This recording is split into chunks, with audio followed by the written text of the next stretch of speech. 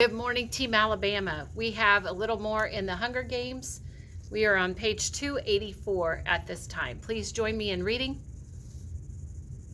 She turns just enough to avoid a fatal hit, but the point punctures her upper left arm.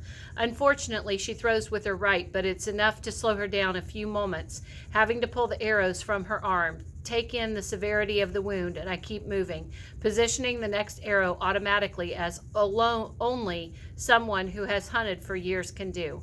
I am at the table now, my fingers closing over the tiny orange backpack.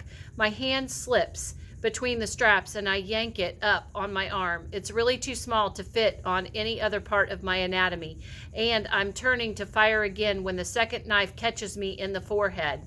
It slices above my right eyebrow, opening a gash that sends a gush running down my face, blinding my eye, filling my mouth with the sharp metallic taste of my own blood. I stagger backward, but still manage to send my readied arrow in the general direction of my assailant. I know as it leaves my hand it will miss, and then Clove slams into me, knocking me flat on my back, pinning my shoulders to the ground with her knees. This is it, I think, and hope for Prim's sake that it will be fast. But Clove means to savor the moment, and even feels that she has time. No doubt Cato is somewhere nearby guarding her, waiting for Thresh and possibly Peeta. Where's your boyfriend, District 12? Still hanging on, she asks. Well, as long as we're talking, I'm alive. He's out there now, hunting Cato, I snarl at her, and then I scream at the top of my lungs, Peeta! Peeta! Clove jams her fist into my windpipe very effectively, cutting off my voice. But her head's whipping from side to side, and I know for a moment that she's at least considering I'm telling the truth. Since no Peeta appears to save me, she turns back to me. Liar, she says with a grin. He's nearly dead. Cato knows where he cut him. You've probably got him strapped up in some tree while you try to keep his heart going. What's in the pretty little backpack? That's medicine for Loverboy? Too bad he'll never get it.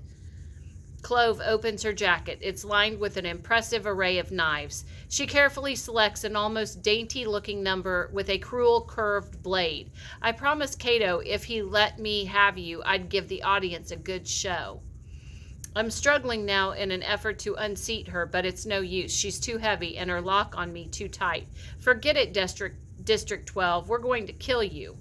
Just like we did your pathetic little ally. What was her name? The one who hopped around in the tree? Rue? Well, first Rue, then you. And then I think we'll just let nature take the care of Loverboy. How does that sound?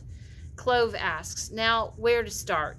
She carelessly wipes away the blood from my wound with her jacket sleeve. For a moment she surveys my face, tilting it from side to side as if it's a block of wood. And she's deciding exactly what pattern to carve on it. And I attempt to bite her hand, but she grabs her hair on the top of my head and forcing me back to the ground. I think, she almost purrs, I think we'll start with your mouth. I clamp my teeth together, and as she teasingly traces the outline of my lips with the tip of her blade, I won't close my eyes. The comment about Rue has filled me with fury, enough fury that I think to die with some dignity. As my last act of defiance, I will stare her down as long as I can see, which will probably not be an extended period of time, but I will stare her down. I will not cry out, I will die, in my own small way, undefeated. Yes, I don't think that you'll have much time or much use for your lips anymore. Want to blow Loverboy one last kiss? She asks. I work up a mouthful of blood and saliva.